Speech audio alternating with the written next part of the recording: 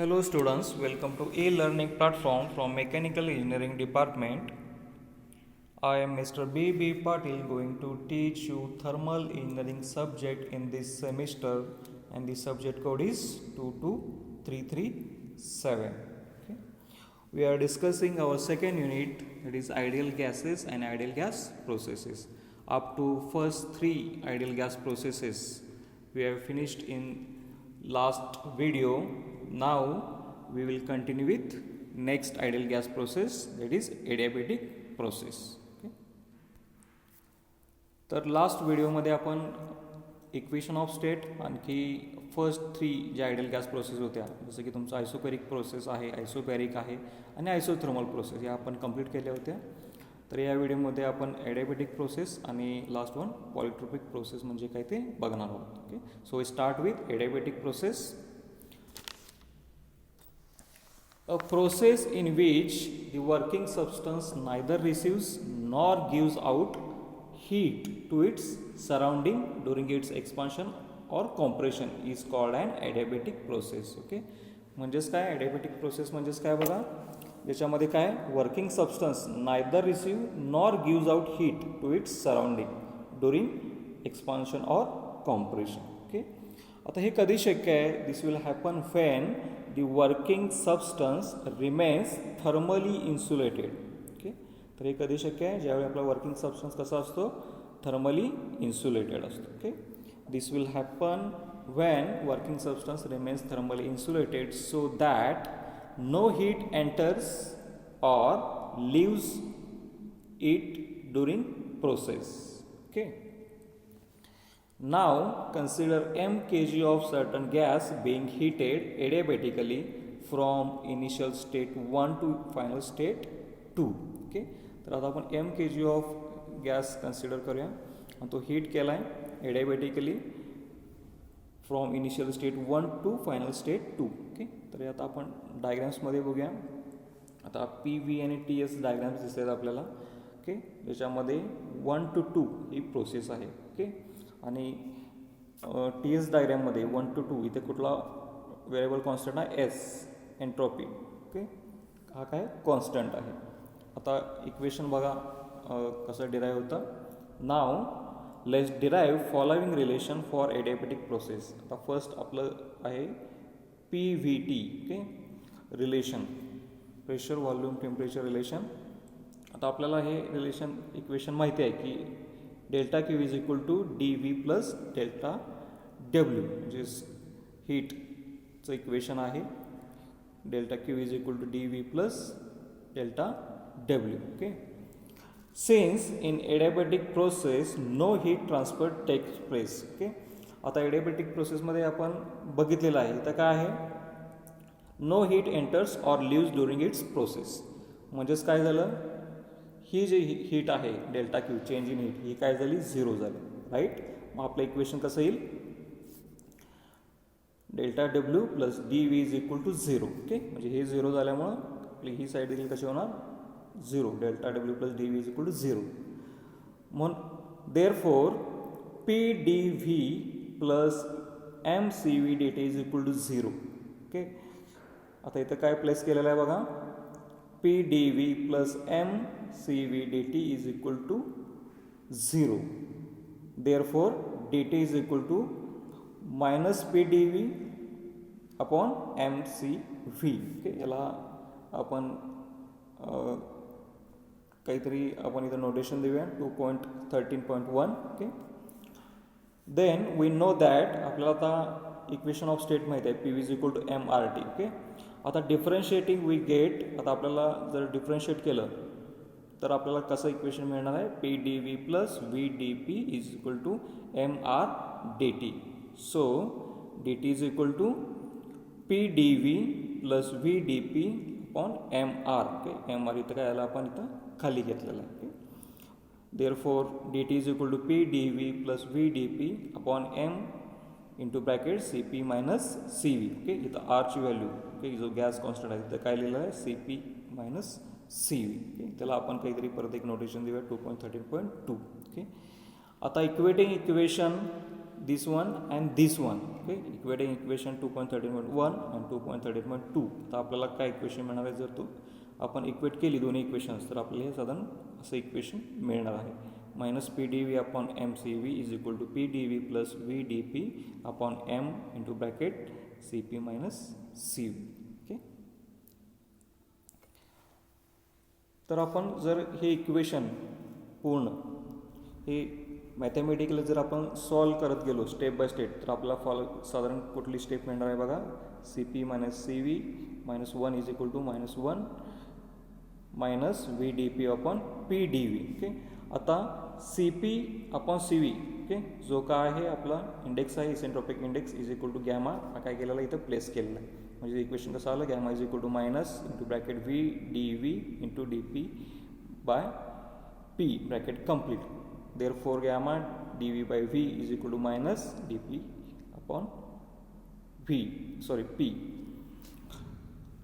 आता therefore gamma dv by v plus dp upon p is equal to 0. Okay, integrating both sides जर आपण या both sides integrate केला तर आपल्याला कसं मिळणार आहे? gamma log e v plus log e p is equal to c. Therefore, log e pv raised to gamma is equal to log e into c. म्हणून आपल्याला फायनल इक्वेशन कसं मिळेल? pv gamma is equal pv raised to gamma is equal to c. Okay, तर हे आपलं काय झालं final equation आलं. Okay, then it can be expressed in the following form p1 divided by p2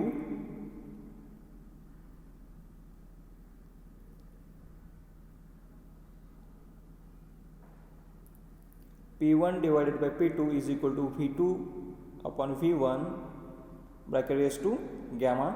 त्याला आपण 2.13.4 असं परत इथं काय केलं इंडिकेट केलेलं आहे. देन आता आपल्याला हे रिलेशन माहिती आहे P1 V1 divided by T1 is equal to P2 V2 divided by T2. Okay, त्यामुळे ते कसं आपण आपलं इक्वेशन येणार P1 P2 is equal to T1 T2 into V2 upon V1. Okay, परत याला आपण काहीतरी एक नोटेशन देऊया. आता equating equation 2.13.4 and 2.13.5. Okay, these two equations आपण जर इक्वेट केली तर आपल्याला फायनल रिलेशन कसं मिळणार आहे?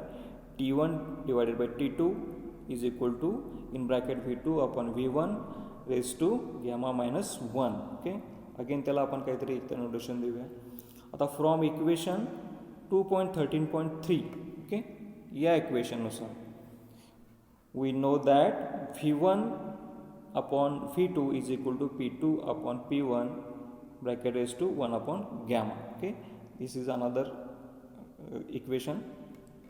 आता from general gas equation we know that काय आहे P1 V1 divided by T1 is equal to P2 V2 divided T2. Okay, मग therefore V1 divided by V2 is equal to T1 by T2 into P2 by P1. Okay, तर याला आणखी आपण एक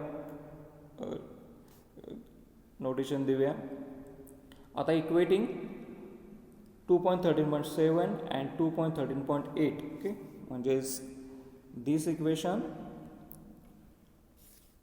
and this equation आपण काय केली equate केली तर आपल्याला कसं होईल? आपण जर हे मॅथमॅटिकली सॉल्व करत जाऊ तर आपल्याला फायनल इक्वेशन कसं मिळणार आहे? T1 by T2 is equal to P1 by P2 bracket raise to gamma minus 1 divided by gamma. Okay, this is another equation. आता from equation 2.13.6 and equation 2.13.9. Okay, this one and 2.13.6 this equation. Okay, we can write T1 by T2 in bracket V2 upon V1 bracket raised to gamma minus 1 is equal to P1 by P2 bracket raised to gamma minus 1 divided by Y. Okay, this is the final equation for PVT relation. Okay, PVT relation. Okay, then work done during adiabatic expansion. आता work डनचं आपल्याला equation माहिती आहे delta W is equal to P D V. हे change in work or small amount of work is equal to P into D V change in voltage. Okay, on integrating from state 1 to state 2, आता आपण both साईडला इथे integrate करतोय. From state 1 to state 2 कसं येणार आहे, 1 to 2 delta W is equal to integration 1 to 2 P D V. Okay, तर आता हे आपण जर सॉल्व केलं, okay, W is equal to 1 to 2 P D V, but P V raise to gamma is equal to P one V one raise to gamma. Okay, आता ही जी काय value आहे, ओके, आता इथे ह्याच्यावरून आपण पीची व्हॅल्यू काढली. पी इज इक्वल टू इथे आपण खाली घेतला P one V one raise to gamma divided by V raise to gamma. आता ही आपण पीची व्हॅल्यू जी घेतलेली आहे ते आपण कुठं पुट करतोय, इक्वेशनमध्ये. ओके, कुठं, इथं. सो इक्वेशन कसं येणार, W is equal to integration P V one gamma upon V raise to gamma into D V. Okay, तर आता आपण हे जर सॉल्व करत जाऊ मॅथमॅटिकली तर आपल्याला फायनल कसं मिळणार आहे. ओके, दिस मॅथमॅटिकल स्टेप्स आहेत. आणि फायनली आपल्याला W1 to 2 is equal to P2 V2 raise to gamma into V2 raise to 1 minus gamma minus P1 V1 gamma into V1 1 minus gamma divided by 1 minus gamma. Okay, आणि आपल्याला final equation हे मिळणार आहे, W1 to 2 is equal to P2 V2 minus P1 V1 divided by 1 minus gamma. Okay, तर आता for expansion काय येणार, W1 to 2 is equal to P1 V1 minus P2 V2 divided by gamma minus 1. For compression P2 V2 minus P1 V1 divided by gamma minus 1. For expansion MR in bracket T1 minus T2 divided by gamma minus 1, and for compression MR into bracket T2 minus T1 divided by gamma minus 1. Okay, the next change in internal energy dV. आता dV साठी काय equation आहे बघा, dV is equal to V2 minus V1 is equal to mCV into bracket T2 minus T1. Okay, तर आपलं हे equation आधी आपण बघितलेलं आहे. The next heat supplied or heat transferred, heat supplied or heat transferred dq. We know that in adiabatic process no heat added or rejected. आपण पहिल्या सेंटेन्समध्ये first सेंटेन्समध्ये बघितलं होतं. इथं काय हीट आपली काय होते, ॲडेड पण होत नाही आणि रिजेक्ट पण होत नाही, म्हणून dq इज इक्वल टू 0. या आधीच्या इक्वेशनमध्ये देखील आपण बघितलं होतं. ओके, म्हणजे इथं dq काय आहे, 0 आहे. The next change in enthalpy dH is equal to H2 minus H1 is equal to mCp into bracket T2 minus T1. Okay, हे काय इक्वेशन कशा येईल, चेंज इन एन्थाल्पी. तसं change in enthalpy change in entropy इथं हवा आहे, ds is equal to S2 minus S1 is equal to 0, कारण इथं कसं आहे, हा कॉन्स्टंटच आहे फॅक्टर.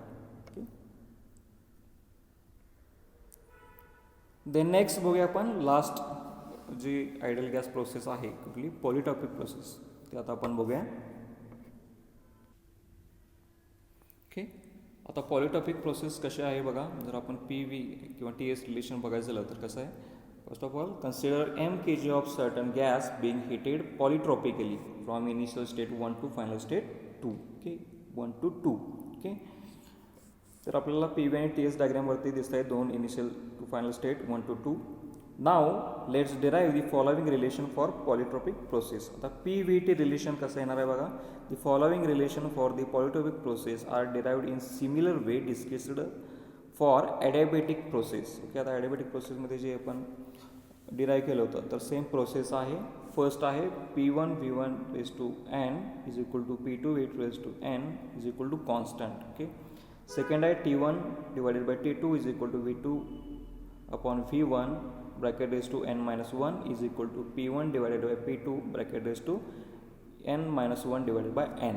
ओके, तर हे काय आपलं PVT रिलेशन आहे, as similar with adiabatic process. Okay, second work done during polytropic process delta W. The equation for the work done during a polytropic process may also be expressed by changing the index n for gamma in adiabatic process. Okay, आता W1 to 2 कसं येणार आहे, MR into bracket T1 minus T2 divided by n minus 1 for expansion. For compression W is equal to MR into bracket T2 minus T1 divided by n minus 1 for compression. Okay. The next change in internal energy dV. dV is equal to V2 minus V1 is equal to mCV into bracket T2 minus T1. Okay. तर हे equation कसलं आहे आपलं change in internal energy. Then heat Q, heat supplied or heat transfer dQ. We know that आता हे हीटचं काय आपलं इक्वेशन आहे dQ is equal to dV plus dW. Okay. So Q is equal to mCV into bracket T2 minus T1 plus mR into bracket T1 minus T2 divided by n minus 1. Okay.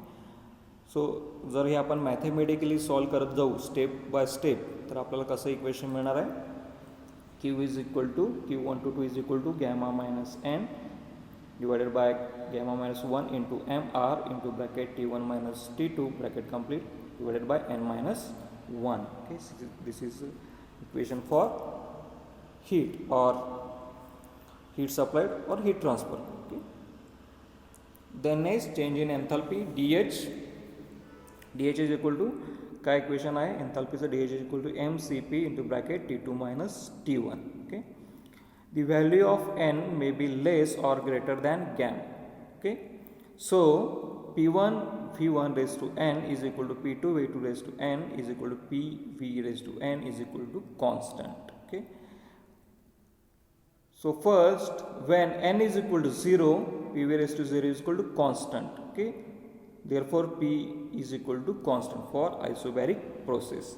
When n is equal to 1, PV raised to 1 is equal to constant. So PV is equal to again constant for isothermal process. When n is equal to gamma, PV raised to gamma is equal to constant for isentropic process. When n is equal to n, PV raised to n is equal to C for polytropic process. Okay. When n is equal to infinity, then PV raised to infinity is equal to constant. So V is equal to C for isochoric process. Okay. And finally change in entropy. Yes, 1 to 2 is equal to integrating ds is equal to integration dq by t is equal to integration gamma minus n divided by gamma minus 1 into mR divided by n minus 1 into dt by t. Okay. आणि हे जर आपण mathematically again जर solve करत जाऊ step by step तर आपल्याला final equation काय मिळणार आहे gamma minus n divided by n minus 1 into m CV into log e into bracket T2 divided by T1.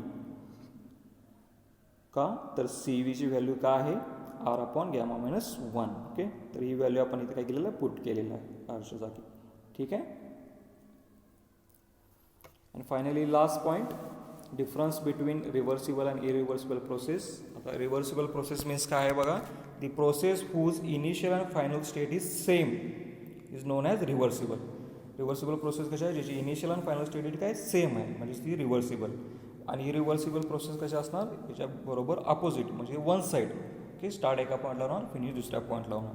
the process cannot be brought to initial state is known as irreversible process. Okay. Second point, in reversible process is free from friction.